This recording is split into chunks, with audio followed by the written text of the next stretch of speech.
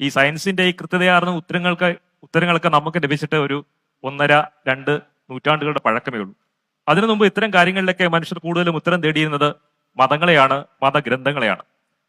ഇന്നും ഇക്കാലത്തും സയൻസിന്റെ അറിവുകളെക്കാൾ മുകളിൽ മതഗ്രന്ഥങ്ങളെ ഉയർത്തിപ്പിടിക്കുന്ന ധാരാളം പേർ നമ്മുടെ സമൂഹത്തിലുണ്ട്.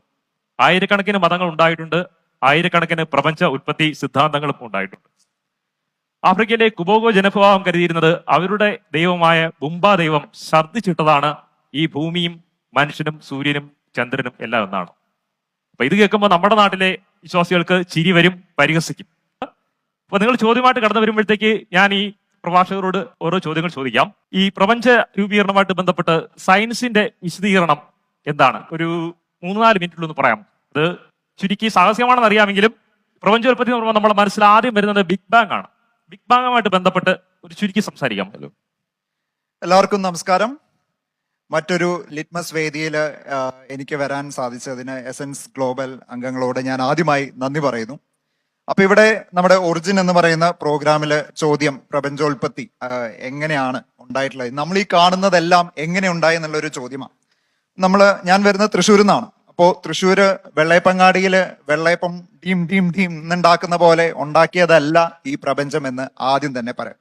ഇവിടെ ഒരു ക്രിയേറ്ററിന്റെ ആവശ്യം ഇല്ല എന്നുള്ളത് ആദ്യം മനസ്സിലാക്കുക. നമ്മൾ ചെറിയ ക്ലാസ്സുകൾ തൊട്ട് പഠിക്കുന്ന ഒരു കാര്യമാണ് ദ ബിഗ് ബാങ്. ഇതാണ് നമുക്ക് പ്രപഞ്ചോൽപ്പത്തിയെ പറ്റിയിട്ട് ഏറ്റവും നല്ല ഒരു എക്സ്പ്ലനേഷൻ ബിഗ് ബാങ് തരുന്നില്ലെങ്കിലും, പക്ഷെ പ്രപഞ്ചം എങ്ങനെ വികസിച്ച് നമ്മൾ ഇന്ന് കാണുന്ന രീതിയിൽ എത്തി എന്നുള്ളതിനുള്ള ഉത്തരം ബിഗ് ബാങ്ങിൽ നിന്ന് മാത്രമാണ് നിങ്ങൾക്ക് കിട്ടുക. അപ്പൊ എന്താണ് ബിഗ് ബാങ് എന്ന് വളരെ ചുരുക്കി പറയാം. നമ്മൾ ഇന്ന് കാണുന്ന എല്ലാം നമ്മൾ നോക്കിക്കഴിഞ്ഞാൽ, അല്ലെങ്കിൽ ഈ പറയുന്ന നക്ഷത്രങ്ങൾ നോക്കിക്കഴിഞ്ഞാൽ, നക്ഷത്രങ്ങൾ അടങ്ങുന്ന ഗാലക്സികൾ നോക്കിക്കഴിഞ്ഞാൽ, ഈ ഗാലക്സികളെല്ലാം അകന്നകന്ന് പോകുന്നതായി നമുക്ക് കാണാം. അപ്പൊ ഇതൊന്നും നമുക്ക് റിവൈൻഡ് ചെയ്ത് കഴിഞ്ഞാൽ, പുറകിലോട്ട് നമ്മൾ മാറ്റിക്കഴിഞ്ഞാൽ, ഈ പ്രപഞ്ചമെല്ലാം ഒരു ബിന്ദുവിൽ നിന്ന് തുടങ്ങിയതാണ് എന്നുള്ള വ്യക്തമായ തെളിവുകൾ നമുക്ക് കിട്ടും. അപ്പോ ആ ബിന്ദുവിന് മുമ്പ് എന്നുള്ളൊരു ചോദ്യം അവിടെ വരുന്നില്ല. കാരണം നമ്മൾക്ക് അറിയില്ല എന്നുള്ളത് തന്നെയാണ് അവിടെയുള്ള ഉത്തരം. പക്ഷെ ആ ബിന്ദുവിൽ നിന്ന് എങ്ങനെ ഇവിടെ വരെ എത്തി എന്നുള്ളതിന് കൃത്യവും വ്യക്തവുമായുള്ള റിപ്പീറ്റഡ് ആയിട്ടുള്ള തെളിവുകൾ നമ്മുടെ കയ്യിലുണ്ട്. അപ്പോ സഡൻ ആയിട്ടുള്ള ഒരു എക്സ്പാൻഷൻ എന്ന് നമുക്ക് വേണമെങ്കിൽ ബിഗ് ബാങ്ങിനെ നമുക്ക് പറയാം. എന്നാൽ അതൊരിക്കലും ഒരു പൊട്ടിത്തെറിയല്ല എന്ന് നിങ്ങൾ മനസ്സിലാക്കുക. നിങ്ങൾ എവിടെയെങ്കിലും ബിഗ് ബാങ്ങിനെ പറ്റിയിട്ട് ഒരു വീഡിയോ നിങ്ങൾ യൂട്യൂബിൽ അടിച്ച് നോക്കിക്കഴിഞ്ഞാൽ അത് പൊട്ടിത്തെറിക്കുന്നതായി നിങ്ങൾ കണ്ടു കഴിഞ്ഞാൽ മനസ്സിലാക്കുക അതൊരു പൊട്ടിത്തെറിയല്ല, അതൊരു വികാസം മാത്രമായിരുന്നു എന്ന് മനസ്സിലാക്കുക.